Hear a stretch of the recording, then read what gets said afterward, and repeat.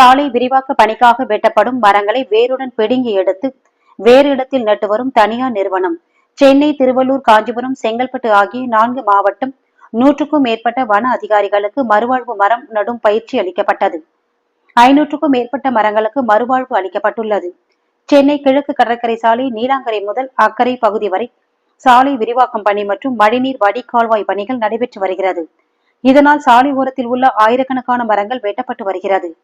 இயற்கை சூழலை பாதுகாத்து மரங்கள் வெட்டுவதை தவிர்த்து மரங்களை பாதுகாக்கும் தனியார் அமைப்பு சாலை ஓரத்தில் உள்ள மரங்களை வேருடன் பிடுங்கி பத்திரமாக மீட்டு ஏரி, குளங்கள், பூங்கா போன்ற பகுதிகளில் நட்டு வைத்து வருகின்றனர்.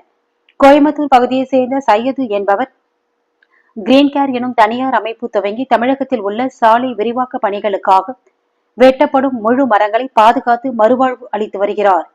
அதேபோல் சென்னை கிழக்கு கடற்கரை சாலையில் பல்வேறு பணிகளுக்காக வெட்டப்படும் மரங்களை வேருடன் பிடுங்கி அதன் கிளைகளை வெட்டி பதப்படுத்தி மரங்களின் தாய் மண்ணோடு வேறு இடங்களில் நட்டு வருகிறார். இந்த செயலை தமிழ்நாடு வனத்துறையை சேர்ந்த சென்னை, திருவள்ளூர், காஞ்சிபுரம், செங்கல்பட்டு ஆகிய 4 மாவட்டங்களில் இருந்து வந்த 100க்கும் மேற்பட்ட வன அதிகாரிகளுக்கு சென்னை கிழக்கு கடற்கரை சாலை ஈஞ்சம்பாக்கத்தில் சாலை விரிவாக்கத்திற்காக வெட்ட இருக்கும் மரத்தை வேருடன் பிடுங்கி செம்மஞ்சேரி பகுதியில் உள்ள ஒரு பூங்காவில் நட்டு வைத்து செயல்முறை விளக்கம் 1 நாள் முழுக்க அளித்தார். இதுவரை கிரீன் கேர் அமைப்பு மூலம் ஆலமரம், அரசமரம், வேப்பமரம், வாகை மரம் உள்ளிட்ட 500க்கும் மேற்பட்ட மரங்களுக்கு மறுவாழ்வு அளிக்கப்பட்டது.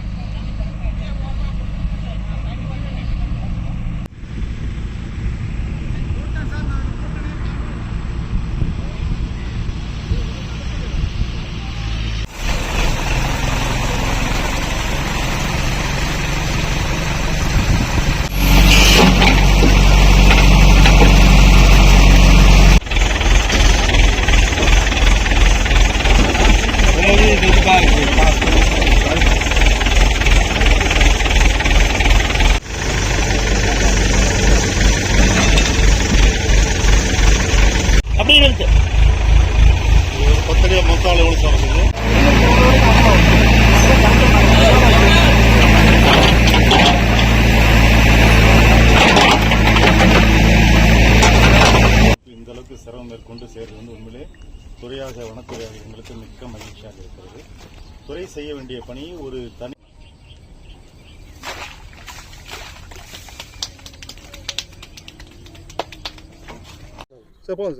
வணக்கம். என்னுடைய பேர் சையதுங்க. Green care Coimbatore. இன்றைக்கி நம்ம தமிழகத்தின் தலைநகரான சென்னையில் மரங்களுக்கு மறுவாழ்வு குறித்த மறுநடவு பயிற்சி இன்றைக்கி நடந்தது. அதில் 4 மாவட்டங்கள், குறிப்பாக சென்னை, காஞ்சிபுரம், செங்கல்பட்டு, திருவள்ளூர், இந்த 4 மாவட்டத்தை சார்ந்த வனத்துறை அதிகாரிகள் இந்த பயிற்சியில் கலந்துக்கிட்டாங்க. இதில் ஒரு மரம் எப்படி முழு மரமாக இருக்கும், அதுக்கப்புறம் மறுநடவுக்கு முன்னாடி ட்ரிம் பண்ணுறத எப்படி, அதில் சாணி வச்சு சாக்கு வச்சு கட்டி அதை மருத்துவம் அதுக்கு பார்க்குறது எப்படி, அதுக்கப்புறம் தாய்மண் வேரோடு எடுத்து அதை வாகனத்தில் ஏற்றி அதை திரும்ப மறுநடவு பண்ணுறதுக்கு உரங்களிட்டு எப்படியெல்லாம் பண்ணுறோம் அப்படின்றத ஒரு முழு நாள் பயிற்சியாக இன்றைக்கி இந்த மரங்களுக்கு மறுவாழ்வு பயிற்சி இன்றைக்கி நடந்தது. இதில் ஒரு 100க்கும் மேற்பட்ட வன அதிகாரிகள் கலந்து கொண்டாங்க.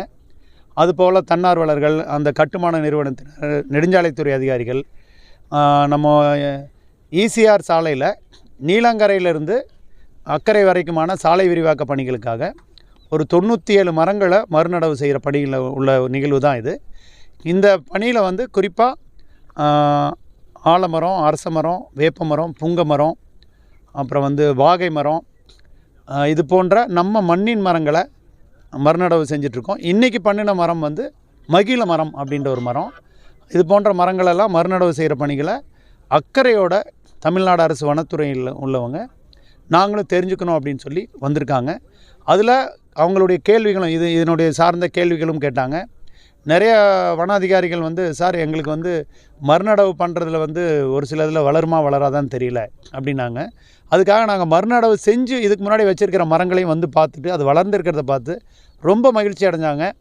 இது போல் மரங்களை மாற்றி நட்டால் வளரும் அப்படின்னா நாங்கள் வந்து அந்த கட்டிங் ஆர்டர்ஸ் கொடுக்கும்போதும் வளரக்கூடிய தன்மையுடைய மரங்களை மறுநடவு பண்ண சொல்கிறோன்னு ஒரு அக்கறையோடு சொன்னாங்க. அதுக்கு தாய் மண்ணெல்லாம் போட்டு இப்போ முடிகிற வரைக்கும் இது கூட இருந்து தொடர்ச்சியாக அந்த பணிகளில் ஈடுபட்டிருந்தாங்க. மகிழ்ச்சியாகவும் இதை பற்றி கற்றுக்கிட்டோன்றதையும் சொன்னாங்க. ரொம்ப இதாக இருந்தது. இது போல் நிகழ்வுகள் எங்கெல்லாம் சாலை விரிவாக்க பணிகள் வளர்ச்சி பணிகள் நடக்குதோ, எந்தெந்த துறையெல்லாம் பொதுப்பணித்துறை நெடுஞ்சாலைத்துறை இப்போது எந்த துறையில் மரங்கள் வெட்டப்பட வேண்டிய சூழல் இருந்தாலும் இது போல் மறுநடவு செஞ்சு காப்பாற்றணும் அப்படின்ற ஒரு விதையை வனத்துறைக்கும் தூவி இருக்கோம். வனத்துறை கையில் எடுத்து இது போன்ற திட்டங்களை அவங்களே செயல்படுத்தணும் அப்படின்ற உணர்வோடையும் இந்த பணிகளை வந்து முன்னெடுத்து கொண்டு போயிருக்கோம். ஒரு மனநிறைவான ஒரு பணியாக இருந்ததுன்னு சொல்லி இன்றைக்கி நம்புகிறோம் சார். அதில் குறிப்பாக பத்திரிகையாளர்களும் இது கூட துணையாக இருந்து மரங்கள் மேலே உள்ள அக்கறையான விஷயங்களையும் சொல்லி மக்களுக்கும் இது பண்ணாங்க. பொதுமக்களும் கலந்துக்கிட்டாங்க. ஒரு நல்ல நிகழ்வாக இன்றைக்கி இருந்ததுன்னு சொல்லி நாங்கள் நம்புகிறோம். நன்றி. எந்தெந்த மாவட்டத்திலேருந்து இந்த வனாதிகாரி வந்திருக்காங்க? மாவட்டங்கள் பார்த்திங்கன்னா காஞ்சிபுரம், செங்கல்பட்டு, திருவள்ளூர், சென்னை, இந்த 4 மாவட்டத்தினுடைய வனாதிகாரிகள் வந்து 100க்கும் மேற்பட்ட வனாதிகாரிகள் கலந்துருந்தாங்க.